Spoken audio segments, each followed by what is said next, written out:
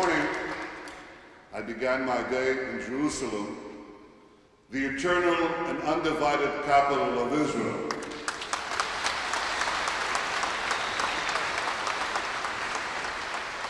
And now I stand before you in this synagogue in Amsterdam, the beating heart of this country, Holland.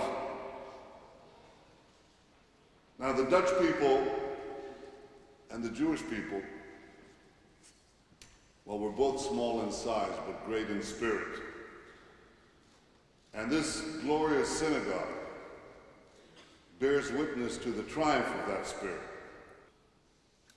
But I think that on the issues that most concern Israel, on the one issue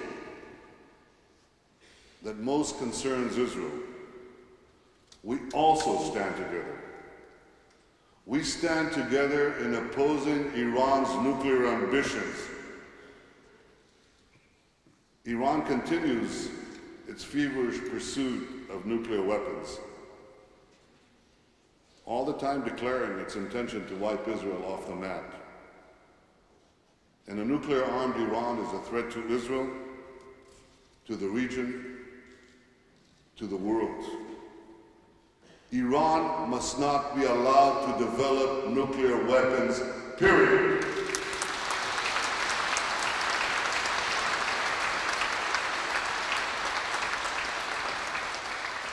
I want to thank the Dutch government for its firm stand in favor of strong sanctions on Iran.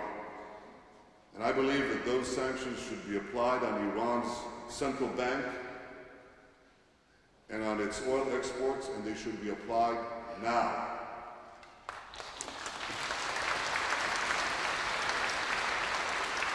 Israel and the Netherlands also stand together on the need to advance a secure and genuine peace with the Palestinians. And I want to make clear something that is often obfuscated. Israel places no preconditions on negotiations with the Palestinians. We have positions in the negotiations, but we have no preconditions to start the negotiations. And it's about time we started those negotiations. We've asked to do that for 3 years. We place no preconditions on the start of negotiations, and we cannot end the negotiations unless we begin them. So I've made clear from day one that I'm prepared to meet President Abbas any place, any time, to negotiate peace. And I make that clear again today. I invite him to sit down and negotiate peace for the sake of both our peoples. President Abbas, don't walk away from peace. Continue the negotiations. 1 minute, 2 minutes flight time. It's a tiny country.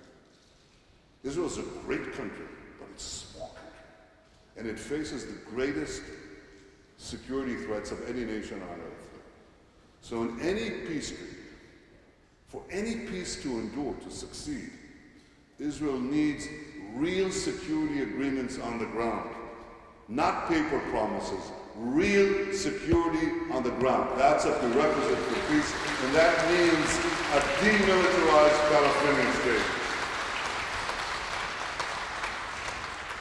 Now, peace will require compromises from both sides, but there's something that I, as the Prime Minister of Israel, will never compromise on. I will never compromise on Israel's security. That's my responsibility, to protect and ensure the Jewish future, the security of the one and only Jewish state.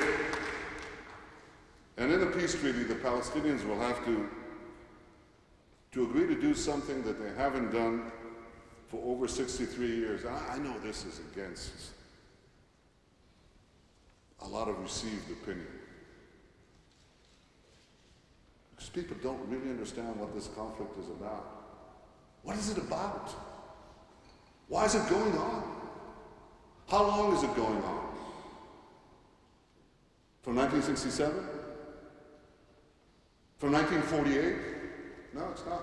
It's going on from 1920. That's when the attacks on the Jews, the first attacks on the Jews in Jaffa began from Palestinians. Why did they attack us? Why? There were no settlements. There were no territories. There was a settlement, Tel Aviv, Haifa, Jerusalem, Tzfat. Jews have been there for ages in those cities. Why did they attack us? Why did they attack us for nearly half a century, from 1920 to 1967? Why? There weren't any refugees up to 48. After 48, if you asked the Arab world, why are you attacking Israel? They said it's the refugees, but that's the result of their attack on Israel, not its cause. And anyway, we had an equal number of refugees kicked out from Arab lands, and we absorbed them. We didn't make it a perpetual cause for conflict. And after 1967, when you asked them, why is this conflict going on? They said because of your presence in the territories. But there wasn't a single Israeli soldier in Judea and Samaria before 1967, when 3 Arab countries placed a noose around the neck. Again, the technique is to turn the result of Arab aggression into its cause.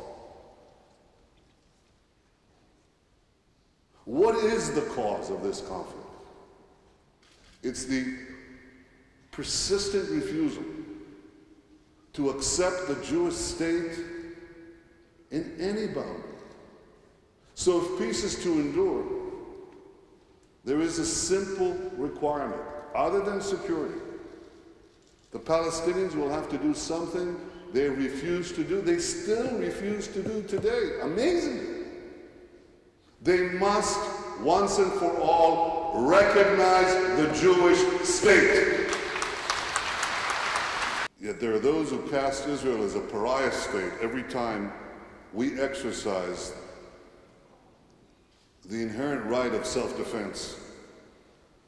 And I can tell you that our soldiers go to unprecedented lengths to keep innocent Palestinian civilians out of harm's way. Yet there are those who shamefully call them war criminals. So I appreciate especially the fact that the Netherlands was one of the handful of countries who refused to participate in this theater of the absurd. The Netherlands stood up and voted at the Human Rights Council against the Goldstone report, and we appreciate that, and we thank the Netherlands for doing something so clear, so simple. At the United Nations this past September, I spoke about a meeting I had with the Lubavitcher Rebbe shortly after I came to serve as Israel's ambassador to the United Nations. And the Rebbe told me that even in the darkest hall, the light of a single candle can be seen from a great distance. In this remarkable synagogue, you're used to the lighting of candles. Look around you. A lot of candles. Well, I asked the Jews of the Netherlands and the many non-Jewish friends of Israel that inhabit this great land to continue to light candles of truth. Let us work together to ensure that this light can be seen far and wide.